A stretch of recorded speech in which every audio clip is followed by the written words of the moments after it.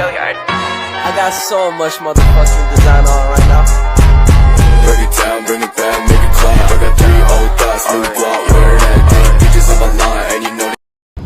Kami dari kampus SPI Semarang mewawancarai Ibu untuk sejarahnya koperasi, berdirinya gimana, prestasinya gimana, kendalanya apa aja yang ada di sini. Pokoknya kita koperasi sini. Nah, lihat ya Mbak ya.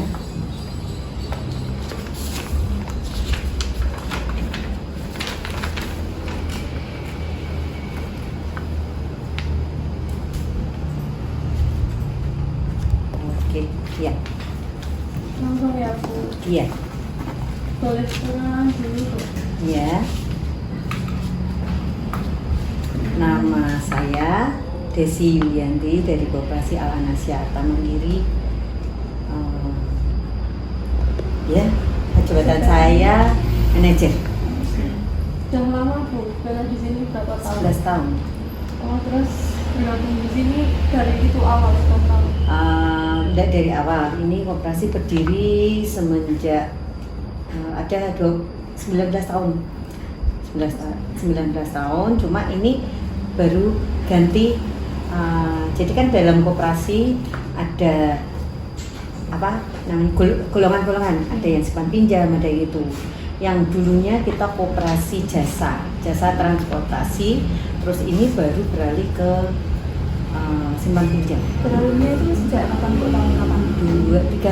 2 tahun yang lalu ya. Berarti baru.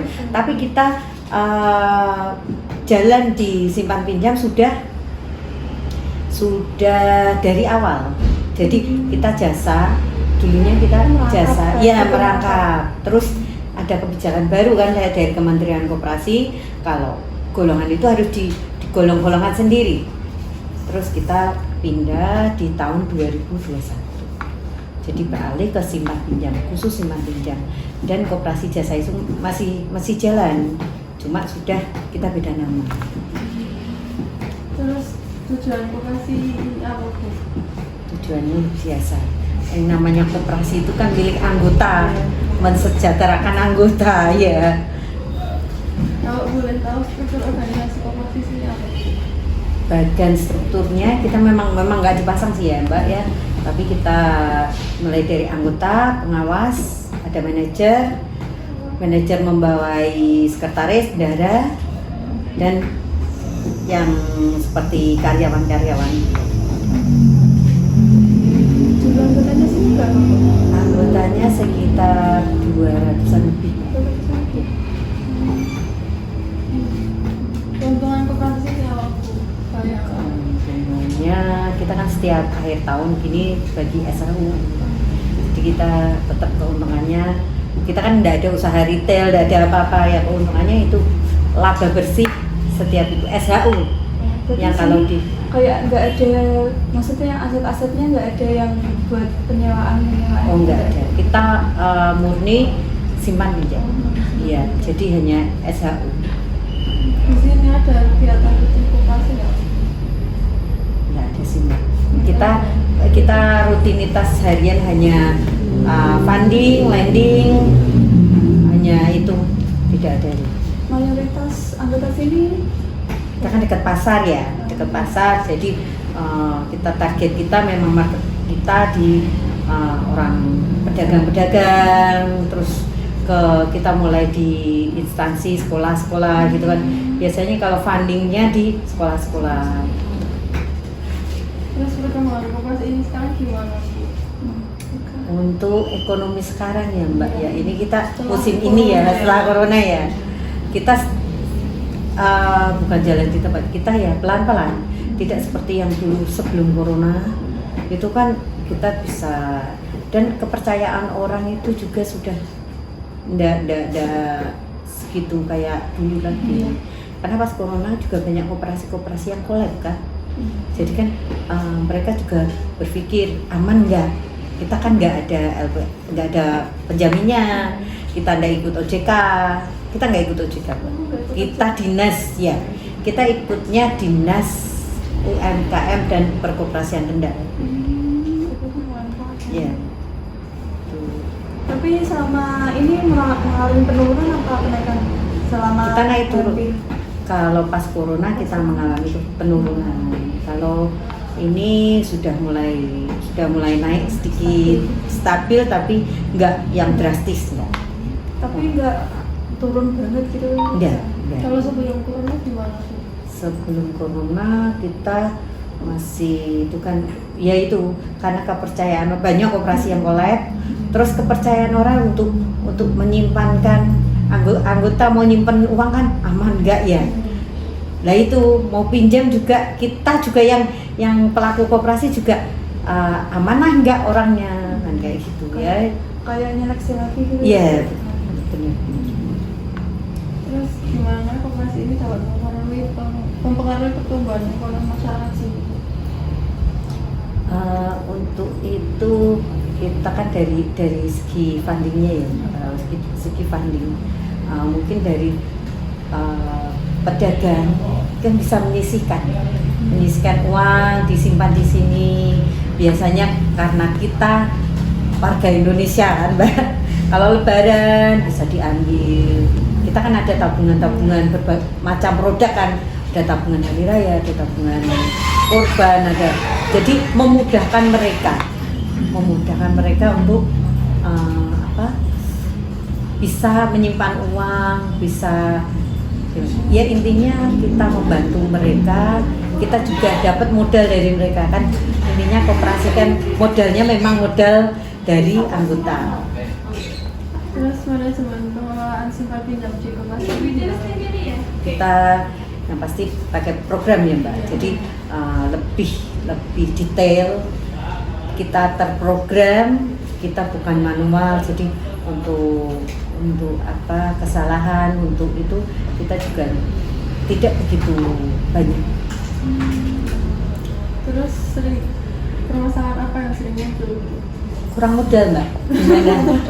mau modalin? Bukan, enggak. Ya memang itu koperasi karena kita kan memang seperti itu. Ada tabungan sukarela, itu tabungan anggota. Kadang kita kas idle terlalu banyak, membuang susah. Terkadang ya permasalahan kompleks Mbak. Kadang kita pas kas idle juga nggak bisa buang, nggak ada yang mau pinjem. Di saat kita sudah keluar banyak-banyak pas itu kita juga kekurangan modal. Tapi juga nggak nyari anggota. Kalau nyari anggota itu karena ada anggota koperasi sini yang juga beranggota di koperasi sebelah gitu misalnya gitu.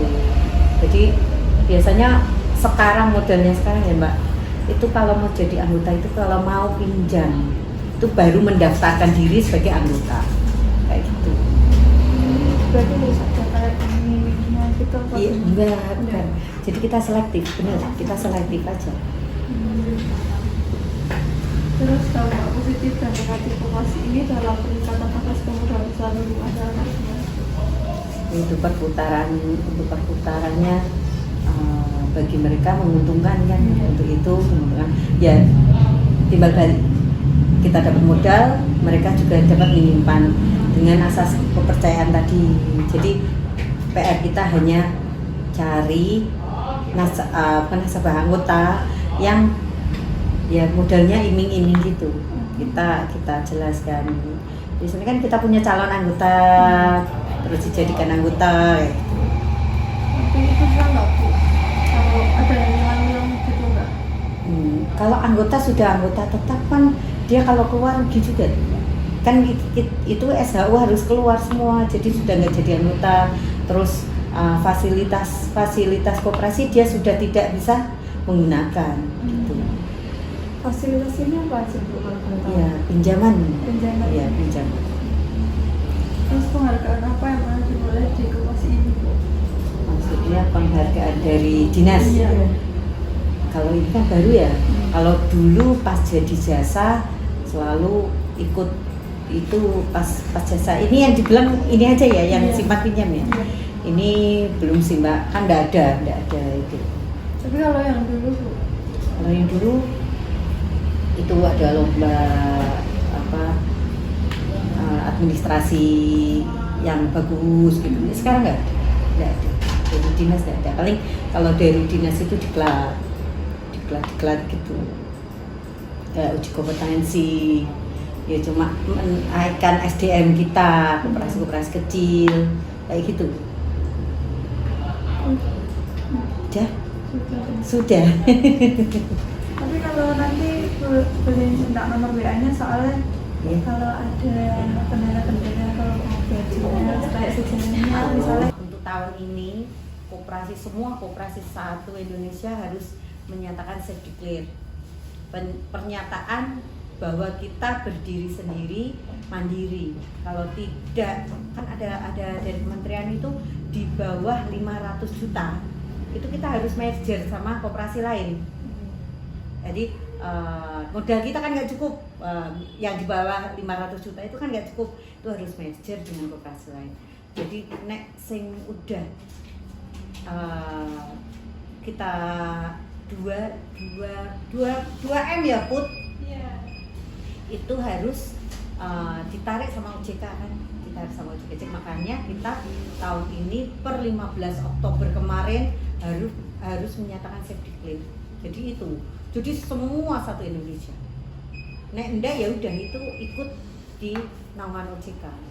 Jadi kan kayak koperasi kecil itu kan kalau di OJK kan ribet, Mbak.